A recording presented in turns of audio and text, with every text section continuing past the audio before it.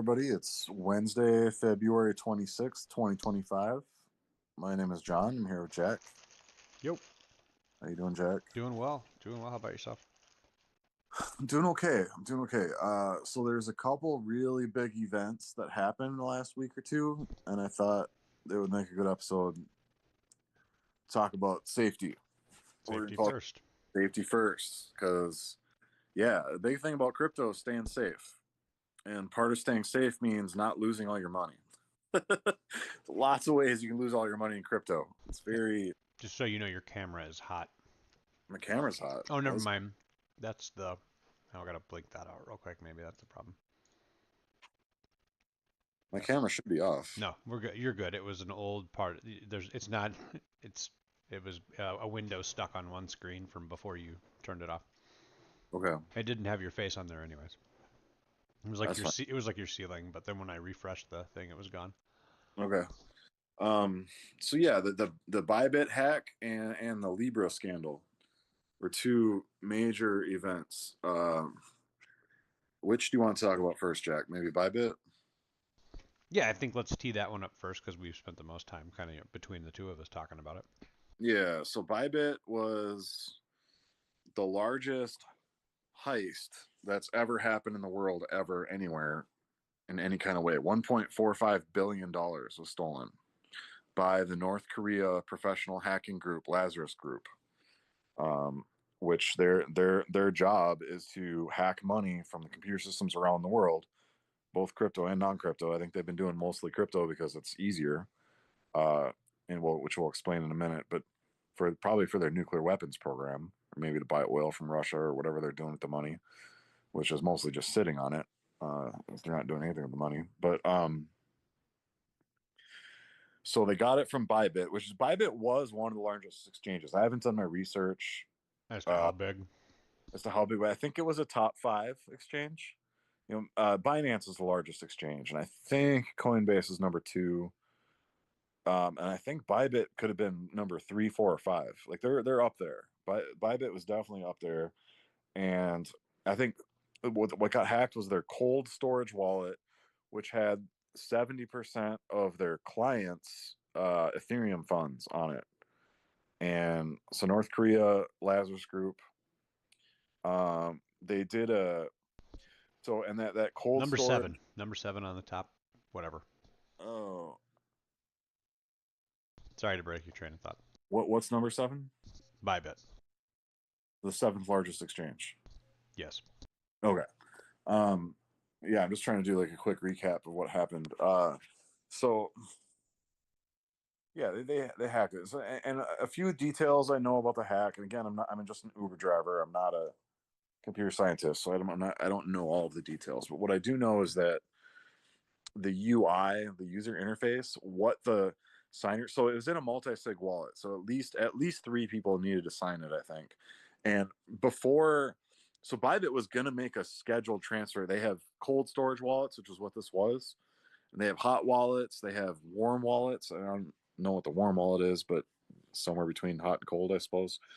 The hot wallet is connected to the internet. They do a lot of high frequency exchanges from the hot wallet. That's probably where user funds come and go from most of the time. Small amounts, whatever. But this was the cold storage. This is where like 70% of the funds were meant to be like super safe. And Bybit actually announced beforehand that they were going to move it so people wouldn't be scared that the Bybit cold storage wallet was moving funds. And the Lazarus Group, which is the North Korean hackers, they prepared for it by infiltrating the people at Bybit, the executives who were in charge of the funds, in charge of the private keys, in charge of doing multi-signature transactions, and they put some kind of Trojan horse uh, program on their computer so that as the Bybit team was trying to transfer the funds and signing a MetaMask, and I think they use MetaMask. I don't know. It doesn't. They whatever wallet they were using, they're signing the transaction. It looked like the legit. They double checked the numbers, double checked the destination address. Everything looked legit because what they were looking at was the Lazarus Group putting a UI for them to see so that it looked normal. But in the background, what they were actually signing was transferring the money, giving control of the wallet to the Lazarus group to transfer the money out. And so it was really a human infiltration, and apparently this type of attack is known as a re-entrancy attack, and it's because Ethereum enables transactions to be changed like while you're doing them, which is what happened here. And it's not the first time this has happened. Apparently, there's been several reentrancy attacks, and I don't have a list of them. But I think this just happened a couple weeks ago with Femex. It was a $34 million hack or something by the Lazarus Group on another exchange. Happened in a very similar way. So they worked there. This Bybit one was the big one, and actually, and they could do bigger ones. If they got to Binance or Coinbase, like that would be even bigger. It'd be crazy. But and this was a big one already. $1.4 billion was 0.4% of all Ethereum in existence. In fact, North Korea is now the largest holder of Ethereum. Nobody holds more Ethereum than North Korea, not even Vitalik Buterin or BlackRock or anybody else. I mean, Coinbase or Binance might have more, but it's not theirs; it's their customers, And that's the concern. Is like, is this going to continue to happen? And the answer is, yeah, it could. Um, Yep, anywhere there's a anywhere good there's chance that it humans, will. yeah, anywhere where there's humans, because they didn't get to the North Koreans did not hack Ethereum. They hacked the humans and their computers, and so the humans willingly sent the money to North Korea.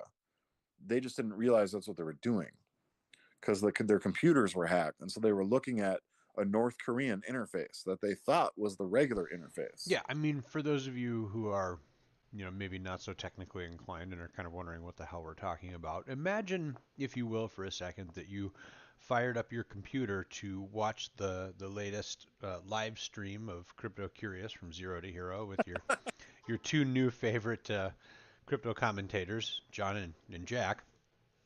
And when you fired it up, you thought you were logging into your YouTube.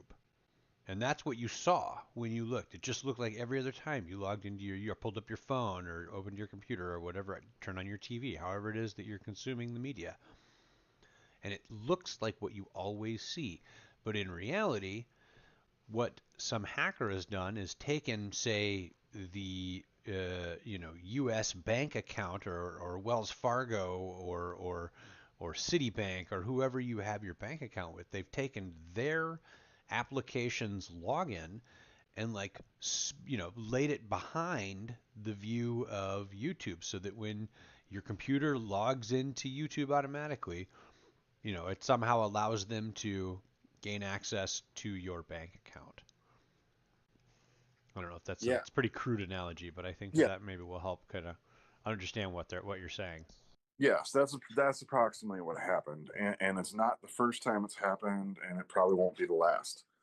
Um, and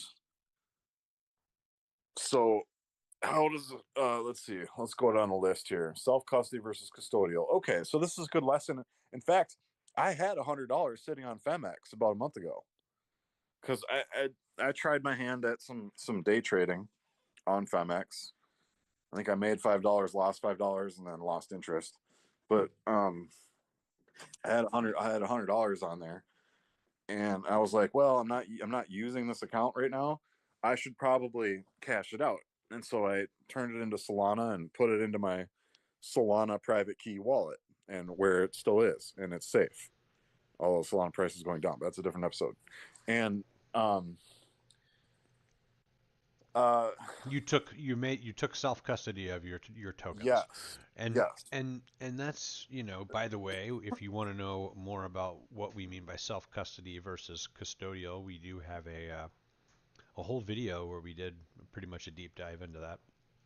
right, It's the one before, literally the one right before this one. right. So I put all the money that was on my Femex account, which I do not have the private keys to my crypto on Femex. Femex does. And Femex got hacked, the same as Bybit, a couple weeks ago for like $30 million, which was enough for them. They had to shut down withdrawals. So, and I don't even know if they've opened up withdrawals again or not.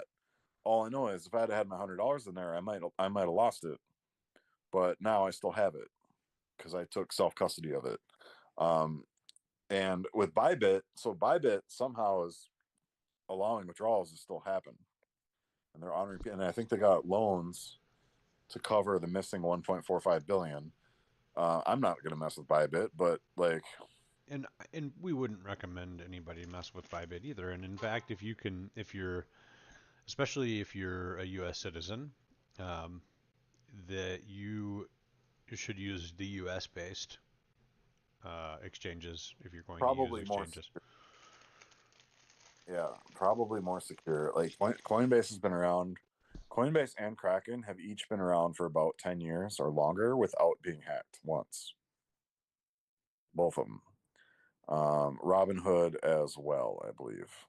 Robinhood not as much history, but also probably as secure, I would guess. Um, and that's the risk you take when you let someone else control the private keys. You're risking that they can manage it without getting hacked, right? If you control it yourself, you can manage it without getting hacked, and um, you know, That's your dilemma that you that's face. right. So there's that. Solidity contra vulnerabilities, especially reintroduced attack. Um, so my next like thought process is how safe is Ethereum, because this is a reentrancy attack. Now this and the reentrancy attack apparently means that you can change the transaction while the transaction's processing. Now you can do that on Solidity, on EVM, Ethereum virtual machine chains, or but you cannot do that on Move, which is the new language for Aptos and Sui, and you can't do it on Rust, which is Solana. So Solana and Sui and Aptos, which are probably the newest or some of the newer, more popular chains, um, don't have this weakness, but Ethereum does. Ethereum is very programmable, and with all that programmability comes extra ways to hack it. And again, the hackers did not hack Ethereum; they hacked the computers that the humans were using, and the humans manually sent the Ethereum, sorry, or manually gave access to their wallet to the North Koreans because of their computers previously being hacked by the Koreans. So Ethereum did what it was told to do. It wasn't hacked. It was their computers got hacked. So it's a little bit different, but the way they did it would not be possible the other way. So I don't know, but the problem is this has happened with Ethereum many times in the past and probably will in the future. So, and I don't really want to FUD Ethereum in this way. I like Ethereum. Ethereum is very decentralized and very secure. But it's just the thing about Ethereum, and I think it's just honestly, I think it's a feature of Ethereum being so programmable. Because it's so programmable, there's more ways that you can screw up and lose your money, right? But that's one of the reasons Bitcoin is so simple. Bitcoin is so simple by design, just for these exact reasons, so that there's less of a way to screw up and lose your money. That's the whole point about Bitcoin. That's why Bitcoin is so safe and secure, because it's super simple. Whereas Ethereum is meant to be more complicated so that you can do more with it. So you create DeFi, so you create NFTs, so you can do more, finance things with it that you can't do with Bitcoin. So then that's the pros and cons of the different chains, right? So you kind of have to live with that. When you're dealing with Ethereum, you're dealing with a different animal than with Bitcoin. Um, Previous crypto hacks. So yeah, like Femex is one of them. The DAO was the The reentry DAO, reentrancy. yeah. So the DAO was another case where Ethereum itself was not hacked, but a smart contract was exploited, and really the smart contract was written in a way that was exploitable. They didn't realize it, when they first wrote it, but it had a way where you could kind of exploit it. And so, and it had it a ways where the funds couldn't be withdrawn for 30 days. But basically, the DAO was like a place. I can't remember. So I read the book, The Cryptopians by Laura Shin, which spells it out really well. Like if you really want to know about it, read that book. It's a good book. It's kind of tough to get through all the details of the hack in it, but it also talks about Charles Hoskinson and what a lying sociopath he is, and it also talks about Gavin Wood, who is not necessarily a sociopath, lying sociopath, but still kind of douchey. Um, but Charles Hoskinson for sure is a lying sociopath. But you don't have to take my word for it. Read the book, um, or just take my word for it. Anyway, uh, that book describes the DAO hack. In which case, the DAO, I don't even remember the purpose of the DAO. All I know is it got hacked. Like basically, Ethereum investors could put money into this DAO and invest in the DAO. And I don't even remember nobody remembers what the DAO is for, because what really happened is some hacker started taking the money out of the DAO, the Ethereum that people Yeah. were donating to the DAO. And this back then, it wasn't as much money as it is now in dollar terms, but it was like 25% of all Ethereum or 10%. I It don't know was it how was large. it was 3.6 million ether, and it was worth it would be worth approximately 6.8 billion dollars with a B as of July 2023. Yeah, and I think it was a significant percentage of all of the Ethereum. I think at the time it was like 10 or 20% of the Ethereum in existence at the time.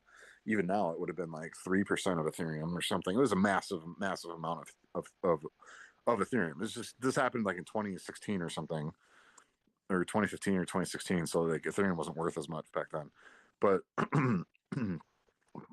and they kind of were faced with a decision. Vitalik Buterin and the rest of the Ethereum Foundation were kind of mulling it over their options, because their option was either to roll back the chain, which kind of goes against being decentralized and immutable, which is what Bitcoin is. And but that would get everyone there. They don't want people using Ethereum to be scammed, and they don't want the tokenomics to be all screwed up because some hacker has a large percentage of the chain.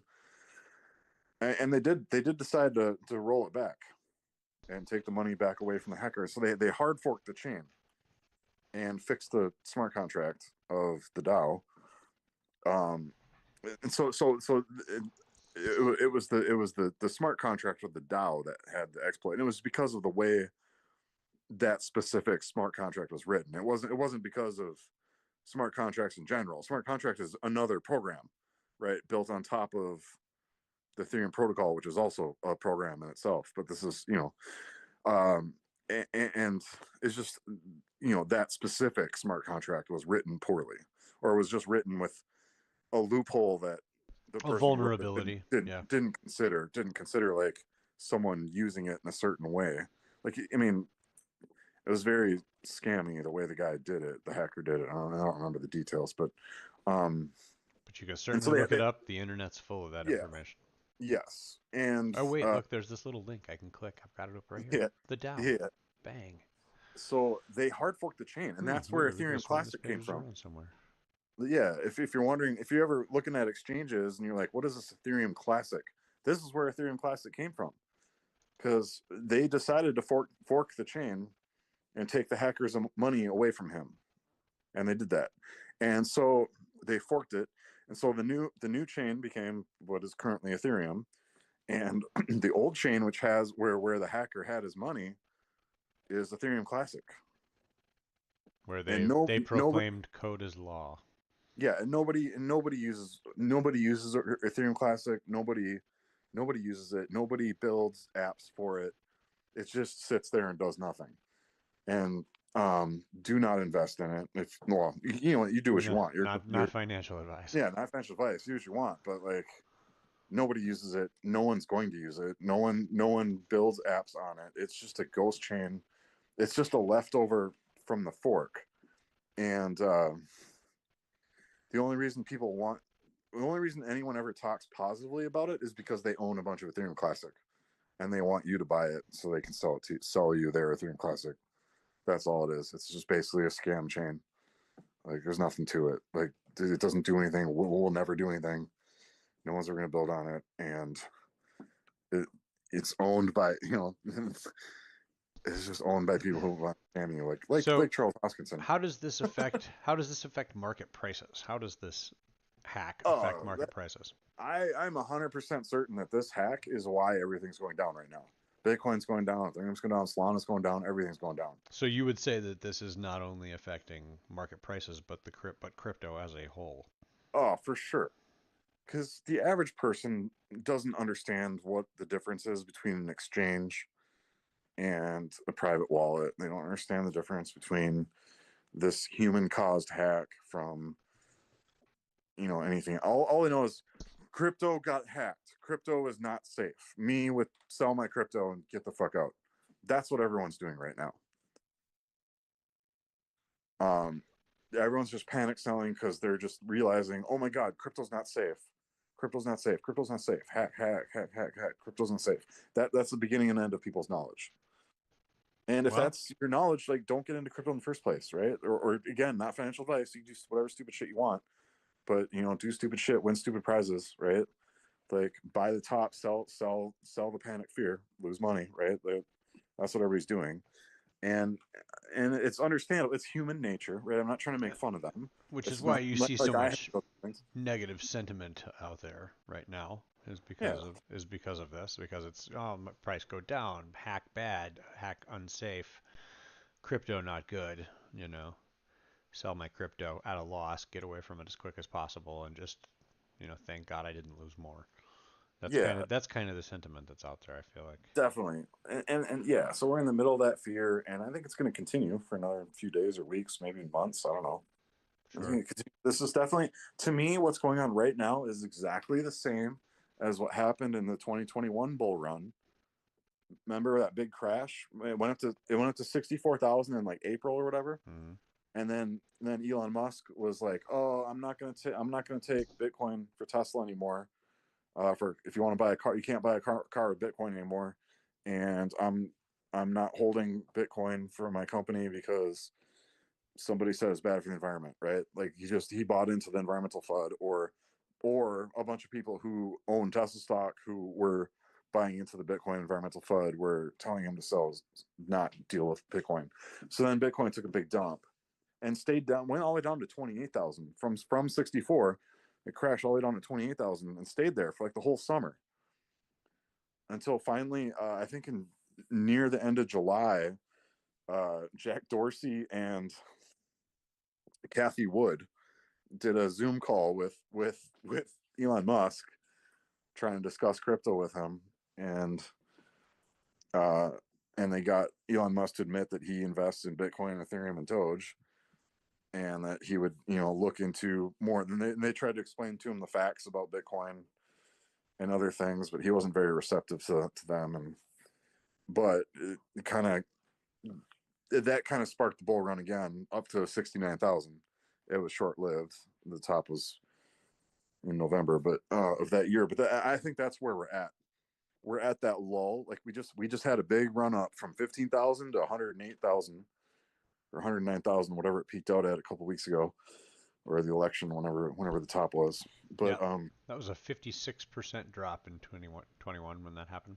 yeah, and I doubt we're gonna do a full 56% drop. I don't think we're going down to 50,000 from 108. I don't think we're going that low. But I think 77, where there's a CME futures gap. If you type in Hold on. BTC one exclamation point. I just want to see where we would be if we dropped 56% from. Sure. Yeah, now's probably a good time to look at Bitcoin price charts. So let's go to 56. We're talking about 46 thou Yeah, 943, so almost 47. yeah. So which you're looking at Bitcoin. I don't know what exchange you're looking at. Bitstamp maybe. I don't know, whatever the default one Yeah, was. just Bitstamp at the top. Go type in the trading view. Type in BTC one exclamation point, and that'll be for the CME futures.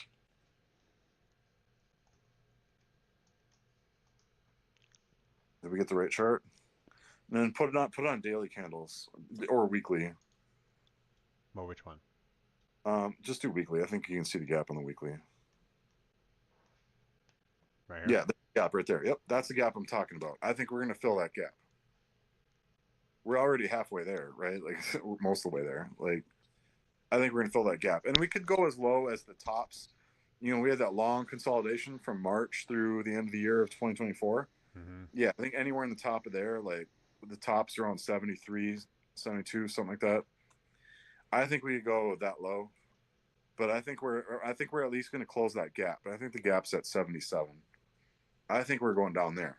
But this is all temporary price action. Like eventually, everybody who got scared about the Bybit hack is going to leave, and the rest of the people are going to learn more about it and learn that okay, it's not really that big a deal. It's just the Bybit people are dumbasses, and they got fucking infiltrated by North Korea, and they put some malware on the computer, and they they're just dumbasses. And so there's that. Um, so this is definitely it's. I mean, hacks happen in crypto frequently. Like this is nothing new. This has happened so many times, and it's because crypto, Bitcoin, especially Bitcoin, but Ethereum also, but even more so Bitcoin. This is a bearer asset, right? Like nobody can take away from you. It's kind of like gold in that you hold the value yourself. And so this is the risk you take. Like criminals, is one downside to holding physical gold is you can get fucking robbed. And a criminal could break into your house and put a gun to your head and say, "Give me your gold," and they could do also say, "Give me your crypto private keys." Right? They can do both of those things because it's the same type of asset. It's again pros and cons of self custody. Um, but I think this will shake out. Like this is just it's another. This is nothing new for people who are new in crypto. You probably have a lot of research learning to do about the history of crypto. I would suggest you get that book, The Cryptopians by Laura Shin, if you really want to get into it, or just do more research on your own and learn that this type of stuff happens. Um, I wanted to get to the institutional sentiment um, Well, tell me because what you think about that. well, well, here's my initial thought. My initial thought is okay, if Bybit can get hacked, why can't Binance or Coinbase get hacked? And also, if Coinbase gets hacked like this, that's going to be a mess because Michael Saylor custodies with Coinbase. BlackRock custodies with Coinbase. At almost every Bitcoin ETF custodies with Coinbase. I think Fidelity might be the only one. They might custody their own Bitcoin. And I think one of the other ETFs custodies either themselves or with somebody else.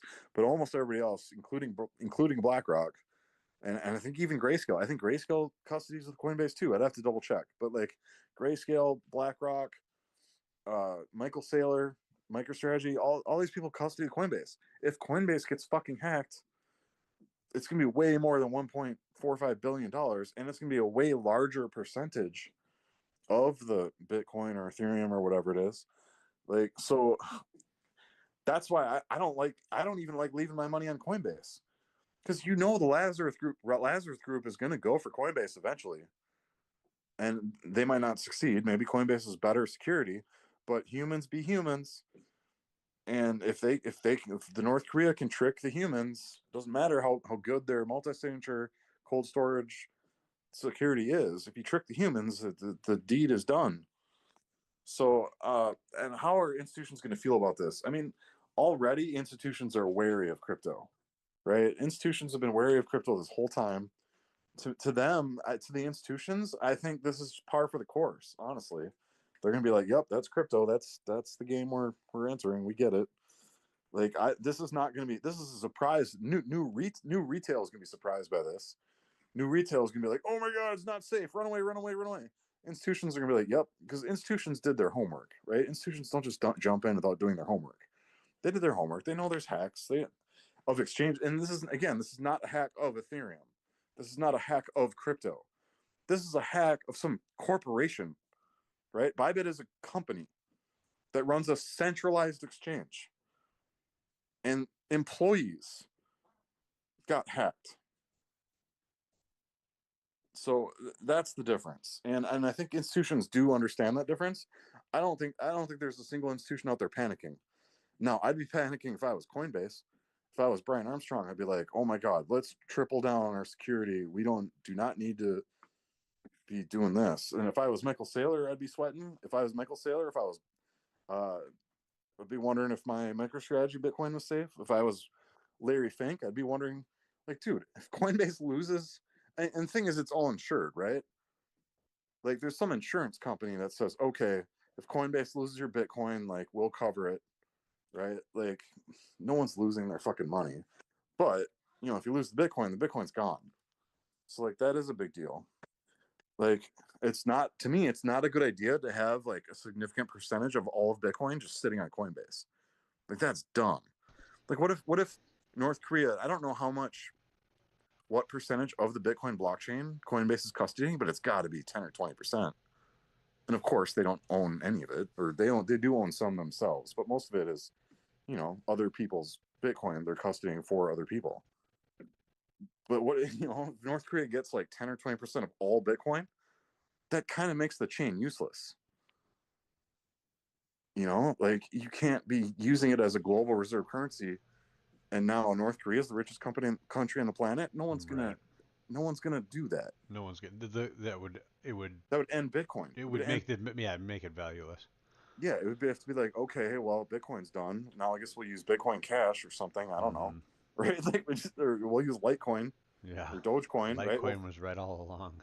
right. Yeah, we'll just have to just one of the forks, one of the Bitcoin. I'm just naming a bunch of Bitcoin forks now, right? And that's probably what we would do. I don't know what else we would do. That would be it. You can't just roll back Bitcoin, and maybe they could, right? Like they did in 2010 when it was really young. That's another story. But they can't now. Now it's way too big, way too decentralized. Like it wouldn't even be feasible to do it now. So you'd pretty much have to just give up on the whole chain or fork it. They would have to do a hard fork, and then just everyone would just be like, okay, this is the new Bitcoin, and I don't know. It would be a shit show. But um, how this affects my sentiment? Well, how about you, Jack? How does it affect your sentiment? I got to think about it. Um, I mean, I guess here's what my thoughts are on it.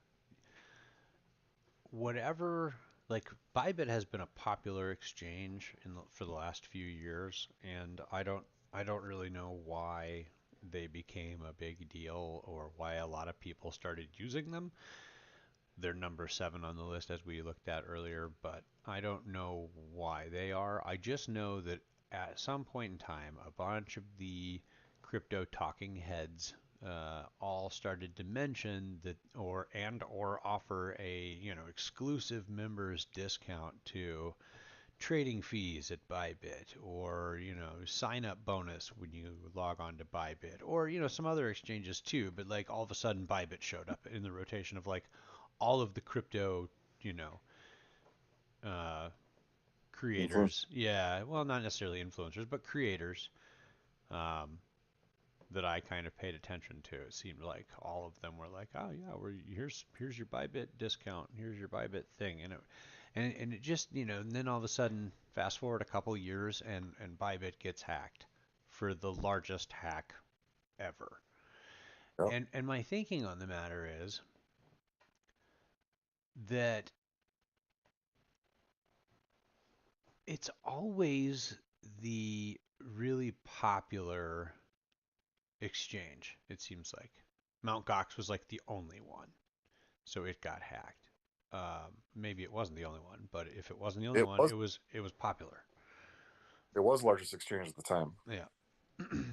And then you've got the DAO, which was a popular honeypot. I mean, it's just like whatever you see a lot of people talking about as far as places where you can park money, whether that be in DeFi or on an exchange or basically anywhere other than in your own private wallet. I I think you're asking for it, right? Like I think you're asking for it. I think that if you like maybe someday we will have better regulation around decentralized finance. Maybe someday, you know, there will be better regulation.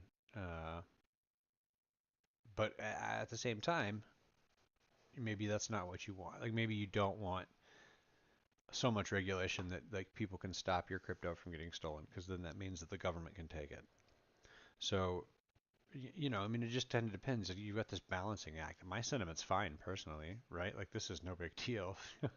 I I've lived through some bigger drops and drawdowns than this. This isn't, you know, it starts to make me go, did I miss the top? Did we miss the Pico top? Like, are we having a left translated peak?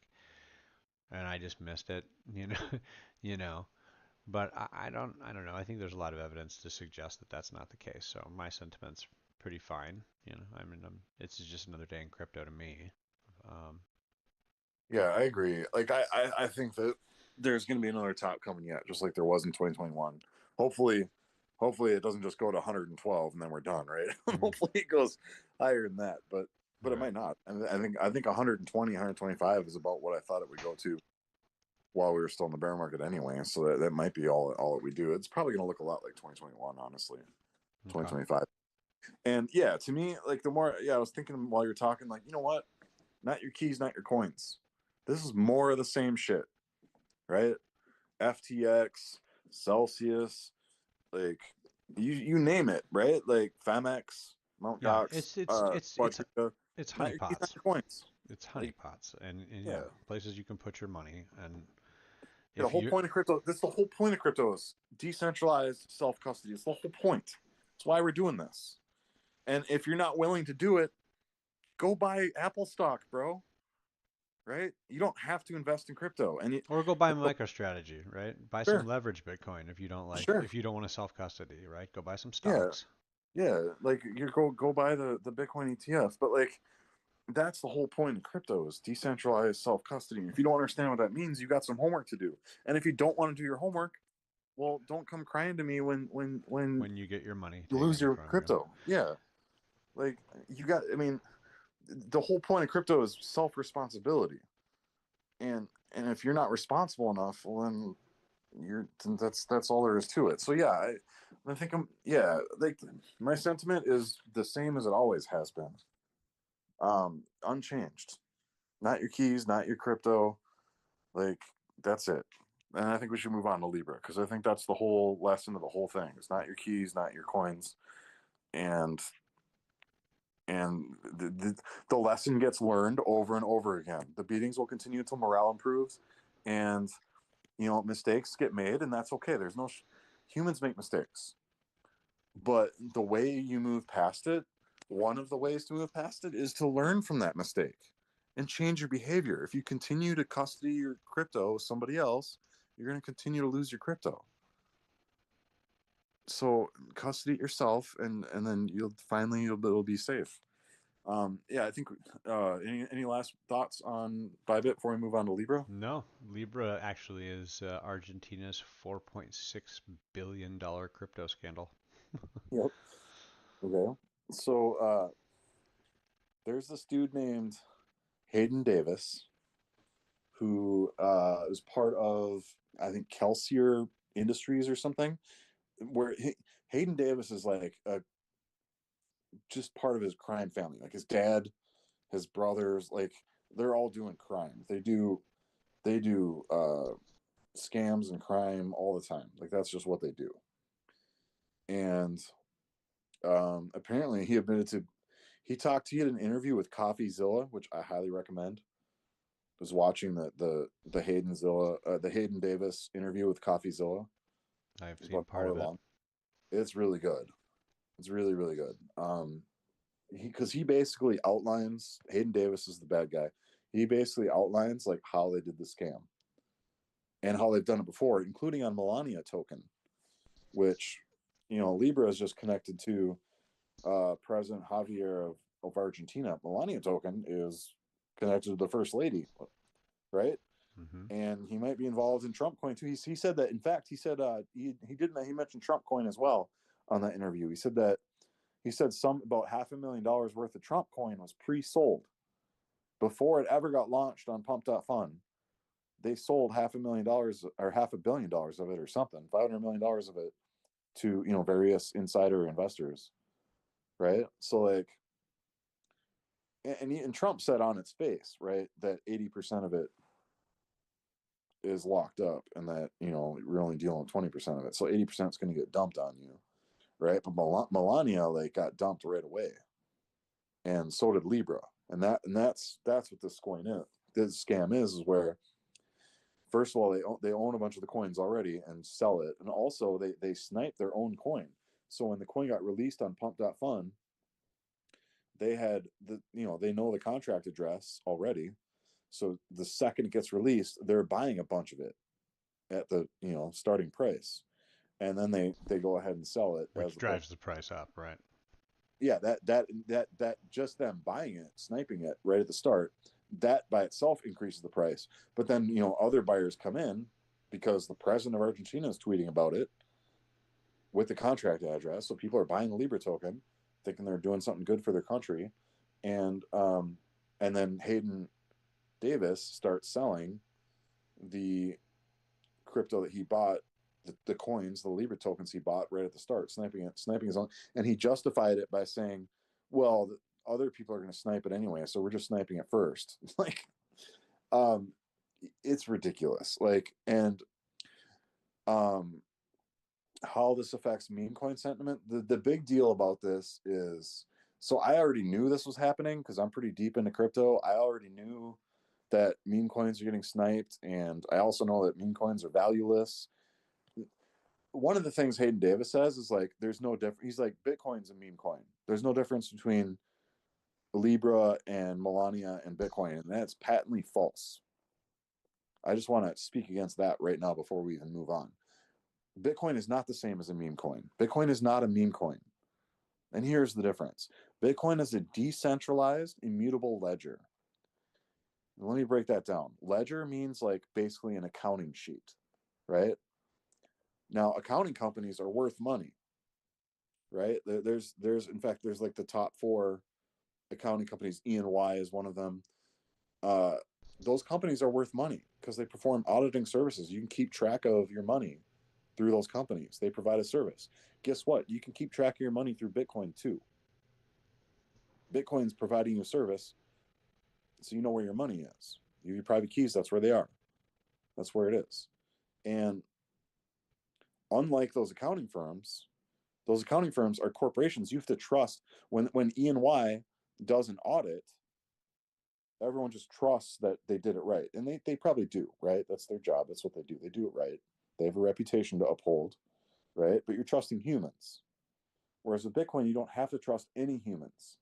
Your coins are mathematically in the ledger, in the spot of your private keys, and it's on the chain, and no one else can change that. Not E&Y, not the U.S. government, not Hayden Davis, nobody else. Nobody can change that, right? That's a huge difference. Like, and to get more Bitcoin, it has to be mined, and the mining schedule is played out. It's fixed where it changes every 4 years on schedule, and nobody can change that. Not even the miners can change that, right? There's a difficulty adjustment to make sure that the block comes out every 10 minutes, no matter how many mining machines there are. Same amount of block coin comes out each block every 4 years until it's changed again from the halving, which is pre-programmed.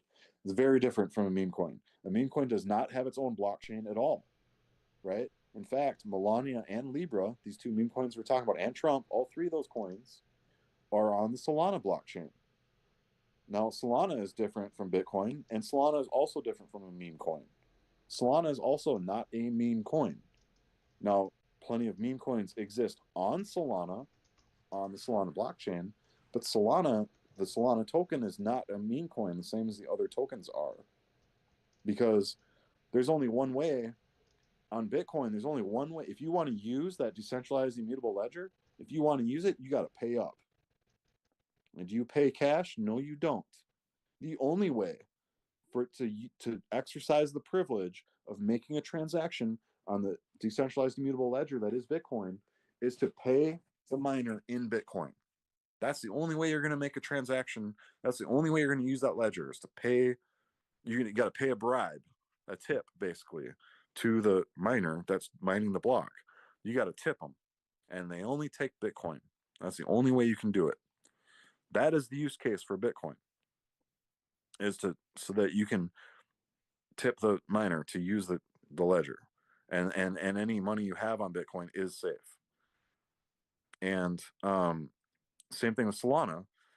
Uh, Solana is just slightly less decentralized than Bitcoin. Bitcoin has over 50,000 full nodes and lots of miners and full nodes. Whereas I think Solana has 5,000 full nodes. When I say full node, a full node is a computer that holds the entire history of the blockchain, right? So, and that's another reason Bitcoin is so simple, is so that an ordinary computer can hold the whole history of the blockchain. Solana is not like that. Solana is very fast and very complicated, and it's the blockchain history is very large. I don't know how many terabytes it is, but it's very large. And so there's only about 5,000 computers that hold the full transaction history of Solana, which is less decentralized than Bitcoin, which is at least 50,000 and could be more than that. Um, and but 5,000 is still pretty good, right? It's not one, it's not 100, it's 5,000. Like that's pretty good. And then and the validators um, create the blocks on proof of stake chains, and they also I think miners can be considered validators. No, the full nodes are kind of more validators on Bitcoin. They're separate.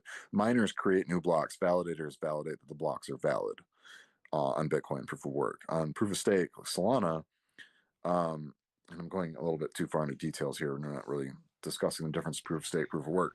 But the difference is that the meme coins are just tokens on the Solana proof of stake blockchain, which has 5,000 full nodes and about 1,500 validators, which hold the stake and verify the transactions and is decentralized.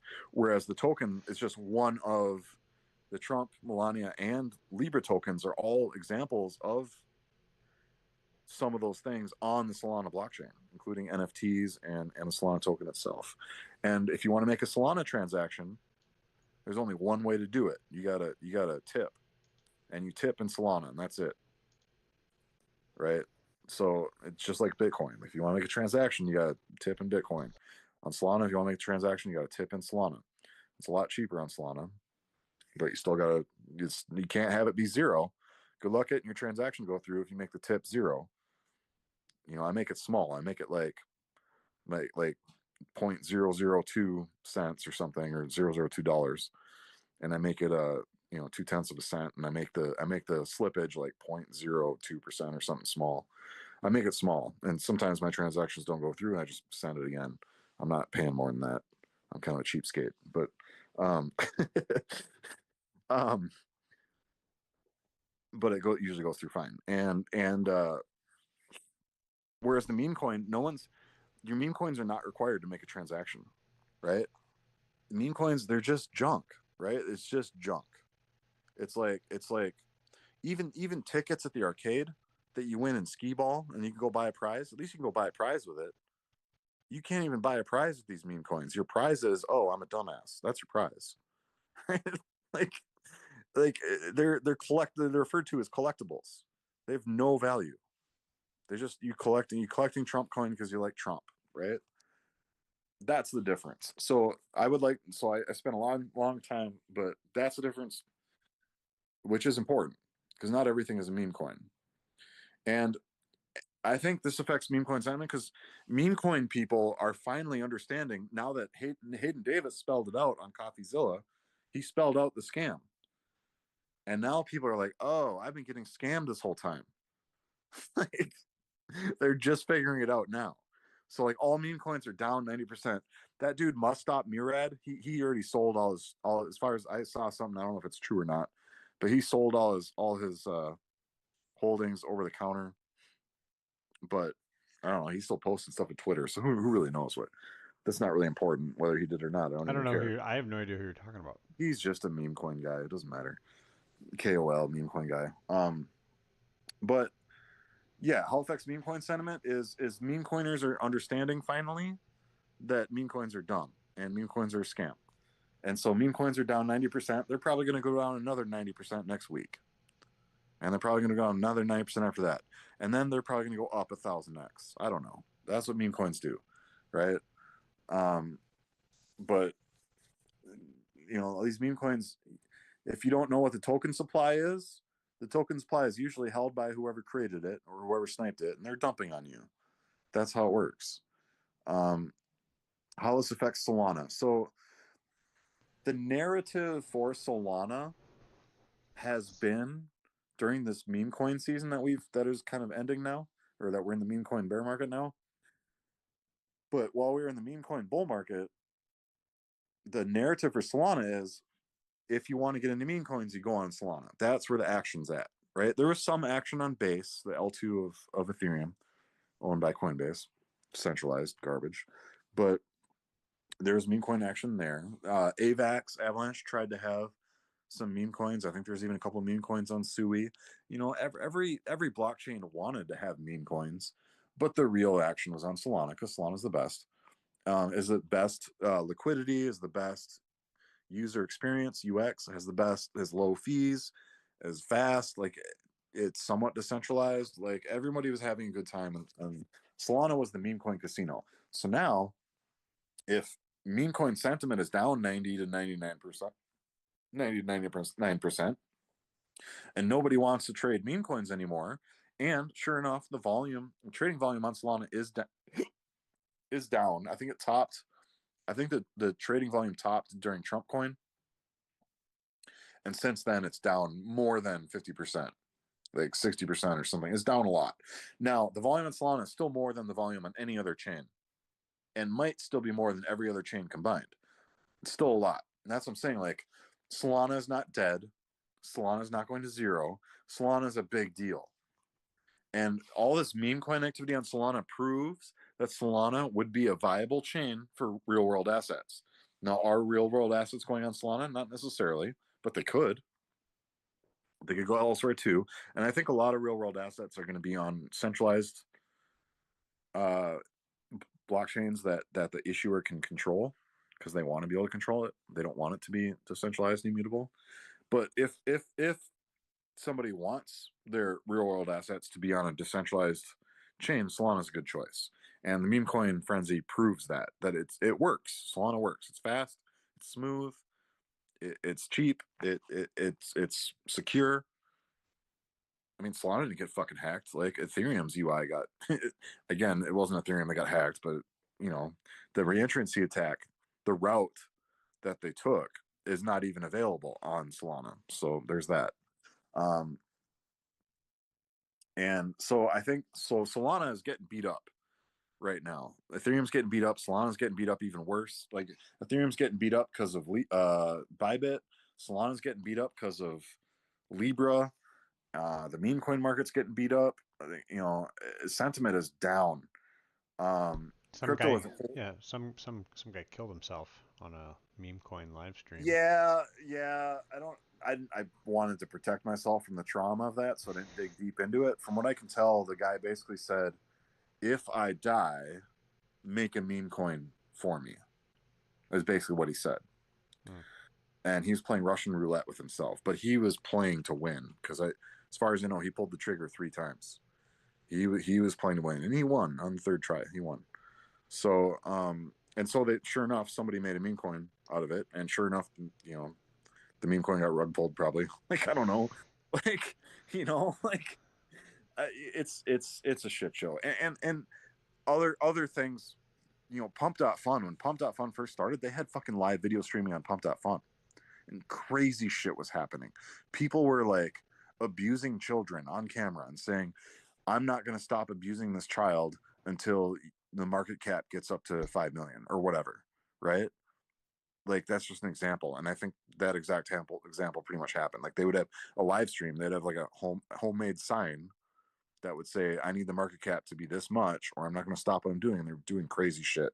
People are harming other people, harming children, harming themselves, or threatening to. Like, I don't even want to get into it because it's fucking crazy. And then what happened is Pump.Fun shut down the whole video thing. They're like, we're not going to show video anymore because it was too crazy. And that's the whole point, right? This isn't Facebook, right? This isn't Wells Fargo. This isn't PayPal. This is decentralized Wild West where anything can happen and anything does happen. And if you can't stomach it, don't be involved. Go back to TradFi. You'll be fine. You don't need to be in crypto, but you got to understand if something is truly decentralized, if something is truly permissionless, yeah, you can have crazy shit happening. It's just how it is.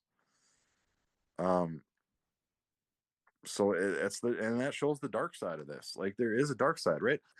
Every everything cryptos has a dark side. Like Bitcoin is freedom money, right? Decentralized mutual ledger freedom money. It certainly has a dark side as well. People are making Silk Road payments. It was all Bitcoin. People were buying drugs. People were doing child trafficking. I don't even know what everything they were doing. And they were doing it with Bitcoin because the Bitcoin could not be seized. It's decentralized. Yeah, it was mostly drugs, and Yeah, there was some gun running, and then the yeah, worst thing was contract killing, sure, sure. Yeah, all kinds of. which never actually happened, and it was mostly Oh, the that was a way to trap it Ross. yeah, it was the FBI the entire time, like on all parts of the Right. whatever. To me, it Yeah, felt a little laying like traps. entrapment, but whatever. Yeah, yeah, yeah. So all I'm saying is, Bitcoin has its dark side. Ethereum has its dark side too. Back in 2021, you couldn't, dude. There was Ethereum was so full of scams and Ponzi schemes. Oh God, like DeFi, right? DeFi is supposed to be like a replacement for the financial system. Dude, it was just Ponzi scheme after Ponzi scheme. It was ridiculous. Shit that would be straight up illegal in the normal financial system was not illegal on chain because it's the Wild West. It's decentralized, right? So anything goes. Well, people are whipping up Ponzi schemes left and right, picking up rug pulls, frauds, everything. Like Ethereum is full of that shit. Now it's happening on Solana because Solana is faster and cheaper, right? If you're going to make a rug pull, well, you don't want to pay Ethereum gas fees. That's expensive. Scammers don't have any money. That's why they're scamming. So they want to scam on Solana where it's cheap. Plus, it's faster. They can scam faster and scam more people on Solana, right? So that's why the scamming is all happening there now. Nobody's bothering. ETH1, the activity is so low. um, so and that's what you get, right? That's what crypto is. There's bad with the good.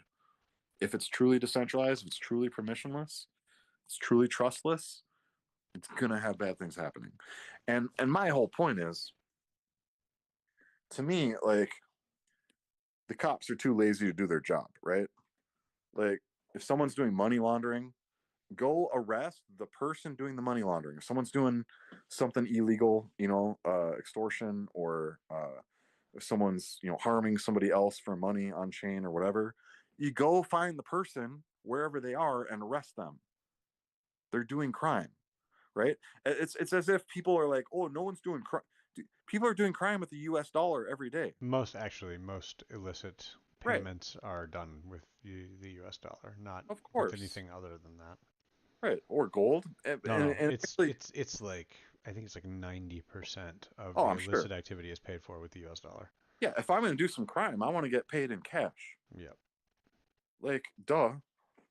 Like, I don't want to get paid in Bitcoin so I can be traced and get caught. And that's the whole point. Like, cops are just lazy. They need to do their job. And all the crime on Solana, it's all traceable. Every single bit of it. So if you want to stop the crime, you go arrest the criminals.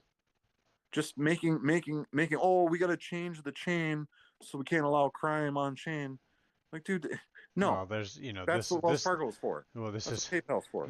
the situation we were talking about in this video is about the Lazarus Group, which can't be undone by Wells Fargo or Right. the government. Like Right. it's a bit different deal. This video is titled Safety First because if you're going to go out and use an exchange, especially an exchange that is not onshore in the United States, then you know I think the great Benjamin Cowan says it best. Treat it like a public restroom. Go Mm-hmm. in, do your business, get out of there as soon as you can. Yep. Yep. Deposit your money, get the coins you want, and then withdraw the coins into your private key wallet and be done with these. Don't leave it. Don't leave anything on the exchange. Don't leave your cash on there. Don't leave your crypto on there. Just get in, get out. Yep. If you 100%. if you don't know how to do that, like watch more, YouTube videos until you find out how to get the wallet, plug the Yeah. wallet into the Yep. exchange and move the coins that you want to buy off. Don't Yep. don't Find a mess around. tutorial. Yeah. Find a Google or use YouTube or Google or AI and ask for a tutorial. How do I withdraw my coins off of this exchange in my private wallet?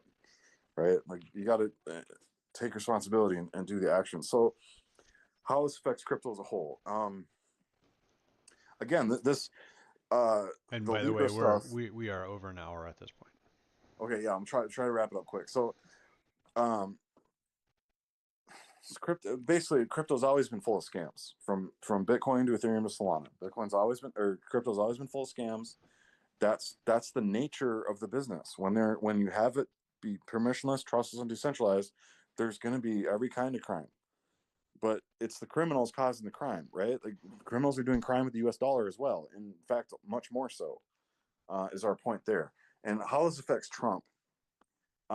It's interesting because nothing affects Trump. Trump said he could go shoot someone on Fifth Avenue in broad daylight, and his supporters would still support him. And yeah, I believe that's accurate, right? Um, and I think Trump can release a scam coin on Pump.Fun and dump on his followers with 80% of the supply, and no one cares.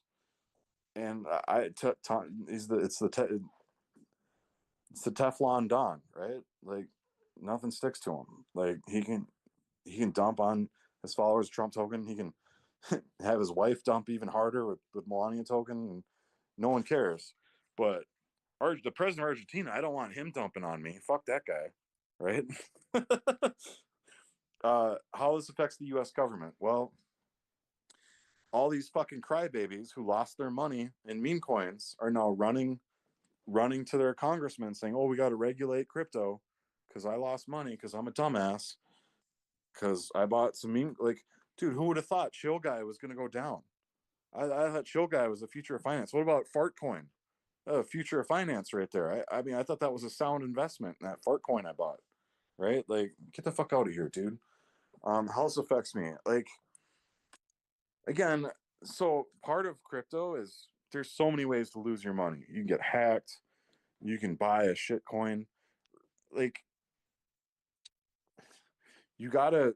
That's why we're going over this like step by step, right? Not your keys, not your coins. Like just some core principles, how this shit actually works. Because there's so many ways to lose. The best way to win that I know of is buy some Bitcoin on exchange, put it in your private key wallet, and then sit on it. Don't do anything. That's how you win in crypto. That's the proven number one way to win in crypto is to buy Bitcoin and don't sell it and don't leave it on an exchange. Put it in your private key wallet and just sit on your Bitcoin. Keep your private keys safe. Not And not financial advice, of course, but right, but that's a way to win in crypto. yeah, There's a and lot of ways to we lose, will and Bitcoins are a good way to lose. we can do. I'm sure we've talked about it a little bit. I know we'll talk about it more. About we'll do some dives into different types of wallets and how to use them. I know we did the set up a trust wallet in our last Mhm. video. We'll go Yeah, like maybe we'll go through like a ledger tutorial or a Trezor tutorial or maybe a couple of them just to show people what they look like. But the point is that if you're going to be in crypto, remember that there's a lot of scams. Uh, you need to have your operational security tight, and you need to have a plan, and you need to not make the same mistake. So if you're going to get into crypto, you have to be smarter than the average bear, is really what it comes down to. We'll try to help, but we can't fix stupid. So be smart.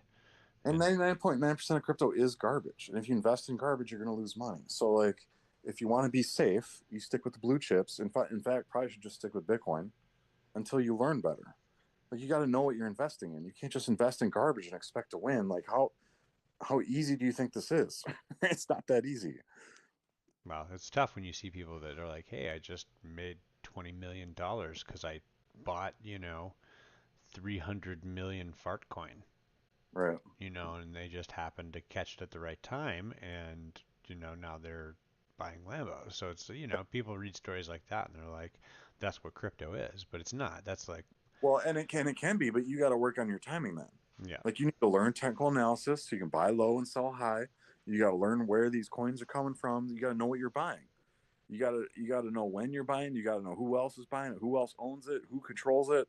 Like how like you got to do your research. Like you can't just randomly do some shit that you heard from your Uber driver or your Uber driver doing a fucking video and like think you're an expert now. Like you're not, dude. You're a dumbass.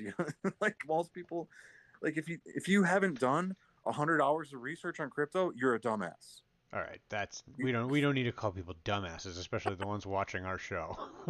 well, okay. Let me rephrase that. What I'm trying to say is, if you haven't done a lot of research, you don't know as much as you think you know. That's what I mean. What I mean by that, like, if you've only done 1 hour of research, you've done 1 hour of research.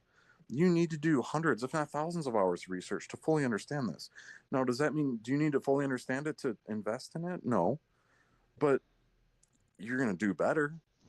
And like, if you want to play it safe and not do a lot of research, buy Bitcoin, put it off the exchange, do a cold storage wallet, and don't do anything else.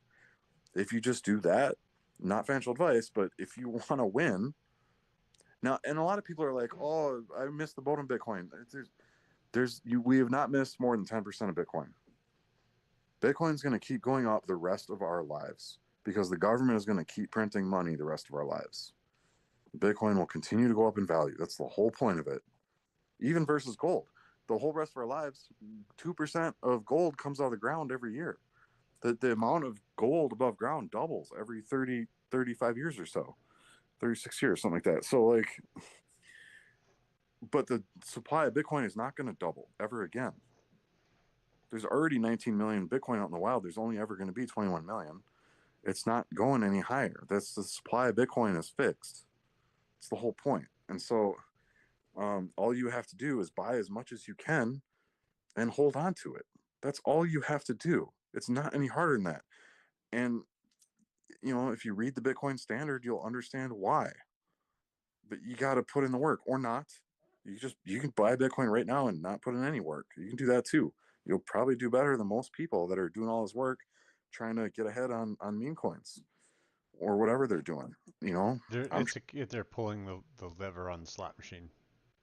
yeah, That's what like they're doing. That's what doing meme yeah, coins is just it's gambling, and most people, and it's a rigged slot machine where you're gonna lose well, bad. all slot machines are rigged.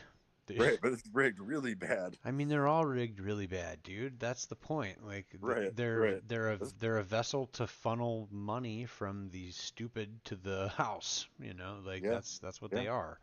yeah, So don't pull the lever. Don't get on the flywheel. Don't board that submarine. Don't try to catch a falling knife. Just stay away from it. You know, yeah. and and we'll call it with that, guys. So thanks so much for watching. We're Sorry over. for all the We're over. swearing, We're condescending comments. we're over an hour, so we'll let you guys get back to your lives. So again, thanks so much for watching, and be sure to like the video if you liked it, and subscribe to the channel even if you hate us, and ping the notification bell so that you can come get mad at John whenever he calls you a dumbass. We'll see you guys next time.